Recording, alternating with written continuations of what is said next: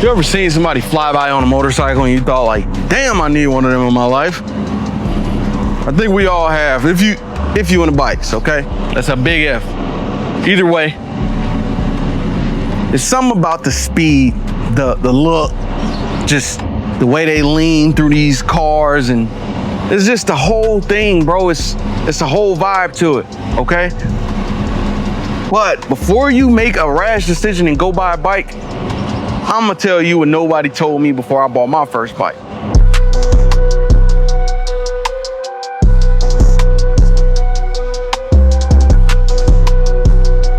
You think back to the first time you bought a bike and you almost feel embarrassed by some of these things. Like I was on a 250, I was on a Kawasaki Ninja 250R or whatever it was, 250FR, 250F, whatever it was. I don't even know because I don't care about the bike that much. I still got the bike, by the way. But when I bought the bike from the lady, I did not know a thing about motorcycles. Dude, I didn't even know how to drive a manual. I didn't know nothing about a clutch. I didn't know nothing about shifting. I didn't know nothing, bro. I got on this bike. I stalled like 10 times in a row. I rode around the block a couple times. Then I rode around the neighborhood a couple times. Then I took it out and I rode around the little town a couple times. And I took it on the highway. Once I felt that I could get going, which I kept stalling at lights. I got cars waiting behind me, kept stalling, okay? But it's something still in you that made you want to get on it. It was something in you that was like, damn, this is dangerous. But you kept going because it's not up here, it's right here. You get over that fear. You get over what your body telling you, and you do what your mind and what your heart is telling you, okay? That's the beauty about bikes. But that freedom, it comes with a shadow, okay? Nobody talks about the shadow because nobody told me about the damn shadow, okay? That shadow is the addiction of riding a motorcycle in the first place. That addiction can be dangerous, but it can be freeing at the same time, okay? You could be on the highway and just catch yourself smiling out of nowhere just because you're on a bike, all right? And you're like, damn, I'm really here. I'm really on a motorcycle.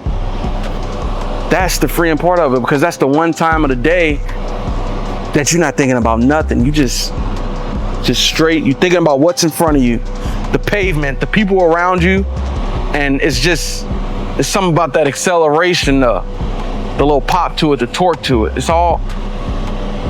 all within your soul at that point. But it's dangerous because you don't want to depend on something that could kill you to make you feel okay, right? That's the dangerous part about it. And somebody told me this stat. I actually posted a YouTube short and somebody was, I'm like, when you mad, you get on the bike. When you sad, you get on the bike. Somebody commented and said, when you mad or sad, that's the most dangerous time to get on the bike, which I didn't even think about. But like you said, I'm telling the general public this. I need to watch what I say. And I agree. I agree with them 100%. I need to watch what I say. It is very dangerous to depend on this damn fighter jet on two wheels to feel okay. You need to make sure you're in the right mind space before you get on this thing, all right? Another part about that addiction is buying gear, mods, just everything and anything to go with the biker life, okay? And they become bills. Dude, I probably bought 5-6 jackets just because I didn't want to be seen wearing the same thing, even though they know it's a biker jacket, but it's something in me. I'm paying $500-600 for a jacket. I'm paying $500-600 for gloves. I'm paying $500-600 for, oh, my bad. Let me fix that. I'm not paying $500-600 for gloves, but I'm paying $100 for gloves. I'm paying $500-600 for boots. I haven't went all out and bought leathers yet, but I'm paying $500-600 for helmets. I got 3 of these. I'm $5,000 over on gear alone. That's not going into insurance and gas, because this thing ran out of gas like every 10 miles. So, like I said, it's so costly, it's a bill. That's something you need to think about before you buy this bike. And people say it, but they don't really go into detail. This is a very costly hobby. It's a dangerous thing, so you want to make sure the tires are right. Tires, I think I paid, these are Pirelli Rosso 4s. What I paid, $600 for the pair? Something like that after taxes. But either way, it's a costly thing, so you gotta make sure you all in on it. But when you do all of that, guess what you become in the eyes of your friends and your family? You become the biker. And the biker is not.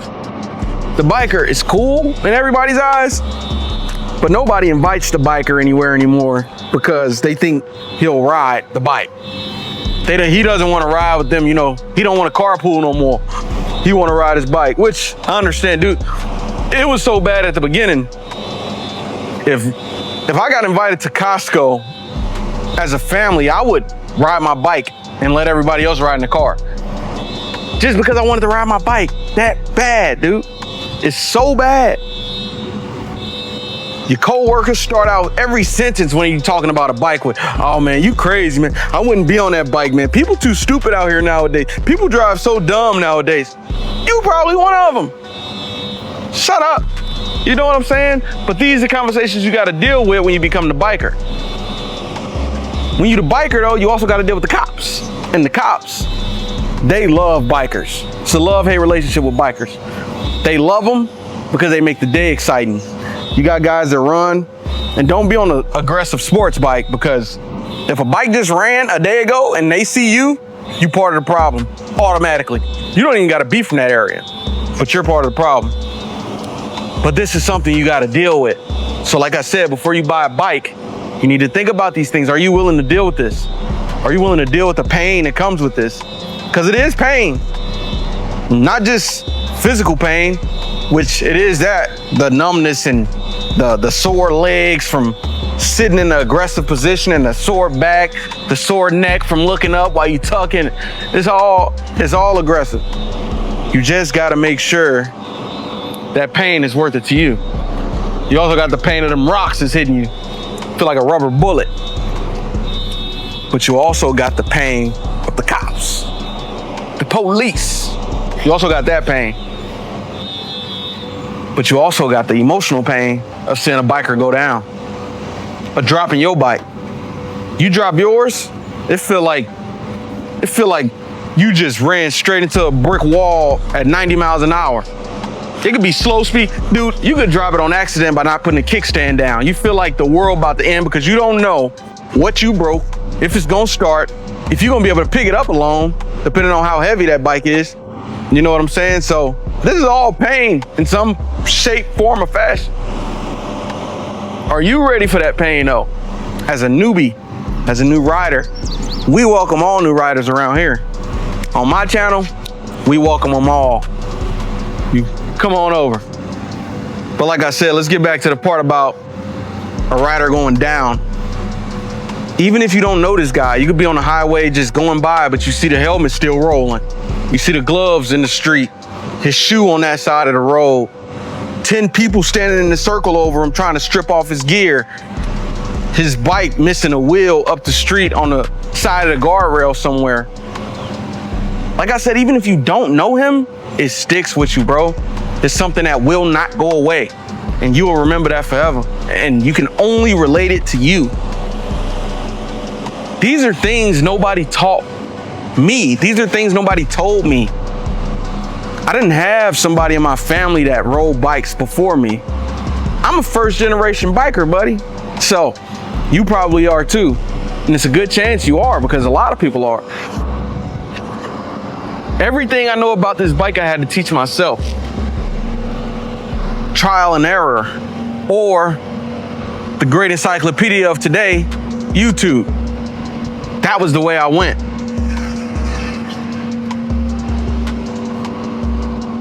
Whenever you go buy a bike, you make sure you watch this video back, because you will need to know these things. You will need to know these tips and tricks that I'm giving you, you know. I'm not trying to scare you away from these things. I'm just trying to give you a fair chance, you know, let you think about something that nobody may tell you, especially not the dealer.